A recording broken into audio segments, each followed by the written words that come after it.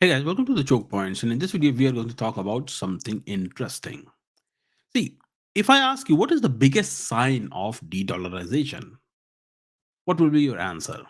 Clearly, it's not the central bank press conference, it's not BRICS declaration, it's not even the reserve charts, right?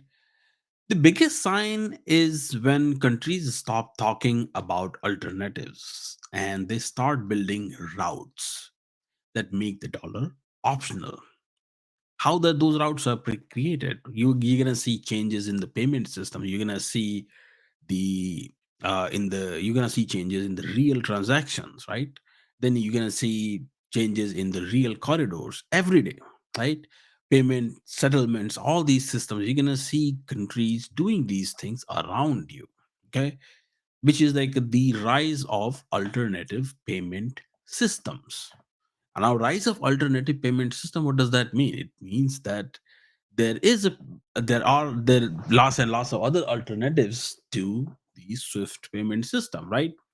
So because currencies they don't lose power from just simple criticism or anything. Okay, they lose power when the system stops. Okay, when system stops needing them. Okay, dollar was there, all the things, good, bad, whatever were done over the years since the petrodollar was actually formed, established. Everything was done to make sure that there is a need for dollar. Okay, the whole petrodollar system was simply created because of this. Okay, and then it asked other countries to bear that burden of what? Burden of printing the dollar. So whenever US printed the dollar, other countries would go and bear the burden of it through the dollar recycling. Okay, I will talk about the dollar recycling, how that works and all that in another video. Actually, that's a very good thing to actually understand, because once you get the picture of how dollar recycling really works, then I think you will have a very much better picture of trade and geopolitics and how all this system really works. Okay, so question isn't that is dollar finished. Okay, the question is where are these alternative systems getting installed? Where are all these things happening, right? So in today's video, we are going to talk about this. We are going to discuss all this. So please do like and subscribe, and let's get started. Okay, and now first of all, let me share my screen. Okay, and then we're gonna get into it. I will tell you what exactly is going on. So what's going on is that Standard Bank says that it became the first African bank authorized to offer CIPS services with approval in June 2025. What is CIPS? CIPS is China's cross-border payment system. Okay. Now, so the full form is cross-border interbank payment system, which is used to process cross-border yuan payment and clearing. Okay, and now let's look at the actual news. What exactly is going on here? All right. So here, so China's cross-border interbank payment system goes live with Standard Bank as first African bank to offer services. Okay, the bank was granted license to offer CIPS transactions in June at the Lujiaozhou Forum in Shanghai. The system has since gone live and was recently inaugurated at the ceremony held at the South African Reserve Bank. Okay.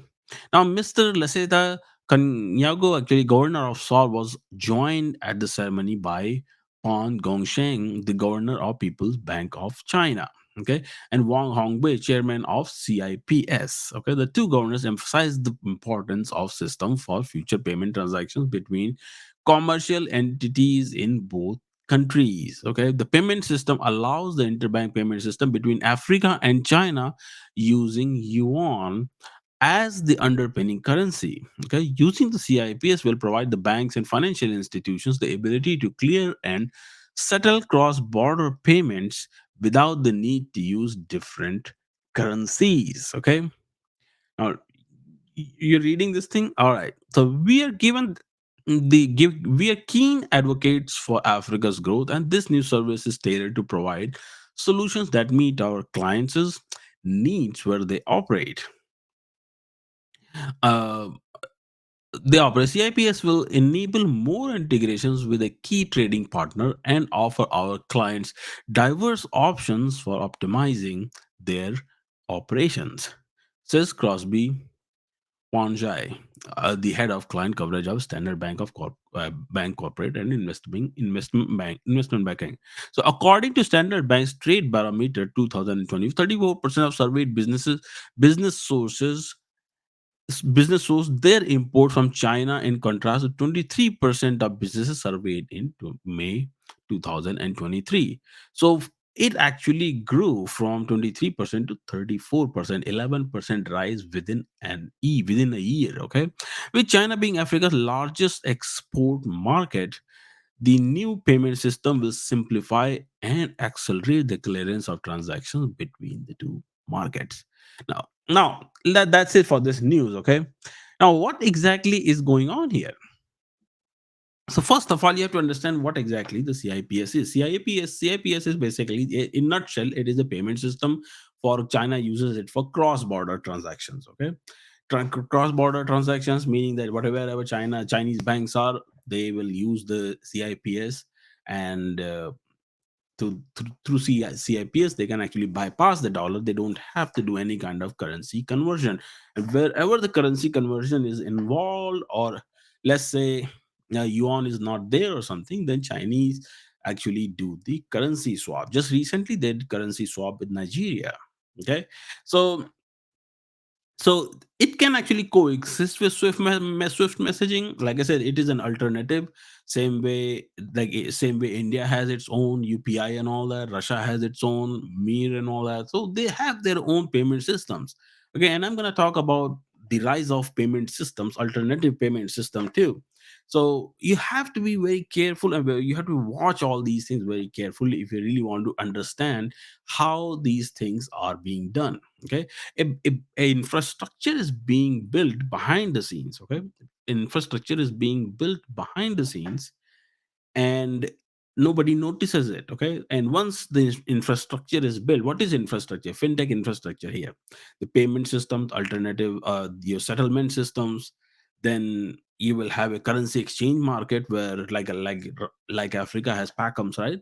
Pan African currency market. What it does, Pan-African currency market, basically what it does, it facilitates Africa's currency exchange. So let's say if Kenya wants to trade with Nigeria, then Kenya and Nigeria can actually determine their currency's exchange rate through PACM, and then they can actually do the trade without having to involve dollar in the scene. Same thing with China. Okay, now if you look at the data, the how massive this thing is and why it is important. All right, so let me show you a little bit. So CIPS reports 2024 annual business volume was 175 trillion yuan, which amounts to almost 24.4 trillion dollars. Okay, by June 2025, CIPS reported 1,690 participants, direct plus indirect, across 121 countries. By 2025, by November 2020, CIPS reported 190 direct plus 1,567 indirect participants across 124 countries and region. I mean, this is how fast this thing is growing from June to November. You notice that thing from 121 to 124. Okay, the trajectory signals expansion of usable or an renminbi plumbing, especially where China trade is heavy. Okay. And this is the deepening part of the real network build out. Now, the question really is that what exactly is going on here? Hmm? Now, if you look into the some of the examples, let's look at the some of the example as to what exactly is Africa, Chinese yuan usage in Africa. Okay, so if we look into it, then we find that central bank swap lines exist with key African states. Okay, which is like South Africa as 30 billion, Egypt 18 billion, Nigeria has 15 billion. Like I said earlier, like swap lines are there. Nigeria swap was reported renewed in September 2024. Okay, and then yuan clearing infrastructure was established in South Africa. Okay, and Bank of China Johannesburg appointed as an RMB clearing bank. Okay, now Standard Bank plus CIPS approval gives basically Africa a direct on ramp into China's yuan settlement rail for cross border payment. Okay, now Standard Bank is African bank. Now, if once because it got the approval, so now what's gonna happen? Meaning that it is integrated with CIPS. So any trade that's gonna happen, this bank can simply payment and process, and the settlement can be done directly here. Okay, then so as you can see, so this is how fast China is actually interfering, or I would say influencing Africa at this point. Okay, and it is so vast and so big that nobody can actually compare it. All right, nobody can match it really. Now, so the question really is that why China is putting all this financial infrastructure in the African system, why China is integrating its payment systems through African bank. That is the big question, right? Because if you're doing something, then it has to have a reason, it has to have a purpose. You just don't go and do something like this blindly unless you are seeing some sort of return of investment out of it, right? So what is that return of investment now? And that return of investment is basically like this. And this is something I've been saying on my Spotify podcast for many times, that Africa is the future. Lots and lots of countries, what's going to happen down the line is that as their population ages, they they lose their military age population. What's going to happen is that it's going to impact their local manufacturing, whether it is China, whether it is United States, whether it is India, no matter what country it is. Okay, now if you have an aging population, then clearly what's going to happen, that aging population will have very few military age population workers. Now, since there will be a worker shortage, so what's going to happen? It's going to raise the wage gap, right? So the wages that these workers are going to demand will be very high, and because of that, since wages are very high, what's going to happen? China won't be able to manufacture low cost products. Right now, how is China going to manage that? The counter is very simple. Counter is that in selected countries, okay, wherever it is feasible, wherever the manufacturing cost is cheaper, because Africa is the main source of natural resources. Now, as far as labor cost is concerned, it is still expensive, but not as expensive as China. But so if Chinese load their manufacturing with the robots and automated machinery and all that, then they can clearly cut the labor cost too. Now, just recently, actually, at the beginning of the year, Chinese have also removed the whole entire tariffs from the African products that they import. Okay, so what is that? Basically, they're not removing tariffs from the African countries and their products. It's simply these Chinese companies that are manufacturing in Africa, and China is giving them its own market. By cutting the tariffs, what they are doing is that they are controlling the inflation. Okay, and that's the technique.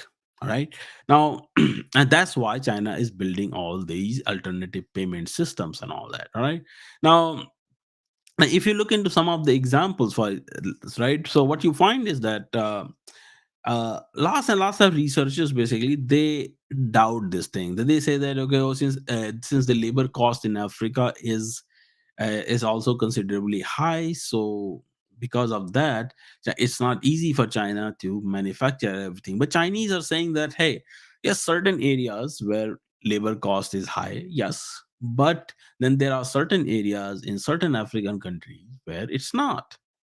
So China is going to use all that to its advantage accordingly.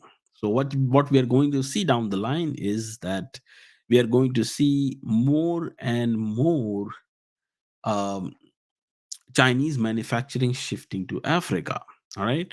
And in fact, what's going to happen is that China may actually end up integrating its BRI with all the AFCFTA, the Africa Trade Corridors, and all that. Okay. And also, they will probably start using the African labor market, and they will also start using the raw material to their advantage. So you're gonna see those things happening over the period of time. Okay, and this. So what does this mean for dollar? See, what it means for dollar is that any alternative currency system that comes up, okay, whether it is yuan, whether it is rupee, whether it is ruble, doesn't matter. Okay, any alternative system that comes, it simply means that uh, the use of dollar for the countries who don't have dollar or who don't have that kind of export leverage or anything, right? So for them, uh, basically, uh, they're not going to use dollar, which means that the growth for dollar will not be there. So now dollar is going to go downhill. Just now dollar, it went from 58% to 56.9 or 57%. 1% decline was there, okay, in the forex reserves. But will that happen at a faster pace, or is dollar countries are going to dump dollar or like that? So no, that may not happen. But dollar is not gonna get any new opportunity, meaning the dollar is not going to grow from 56% to 80% or something, just like the way it used to be 20 or 30 years ago. Okay, that's not going to happen. Okay, now if so, it may go downhill. That's a whole different story, which I don't really see happening unless European Union also decides to bolt and leave the dollar.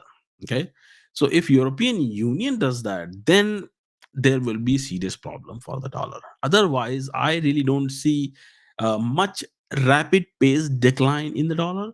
But definitely, but with these alternative payment systems and all that, dollar is not going to get any new opportunity for growth, meaning that it's not going to be adopted by other countries. So if it is at 57 or 56.9%, then it's never going to be 60 or 80% like it used to be in the past. All right, so that's the bottom line with this whole thing. All right, I hope guys you learned something, you enjoyed something, enjoyed the video. Please do like and subscribe, and I will talk to you guys in another video. Take care.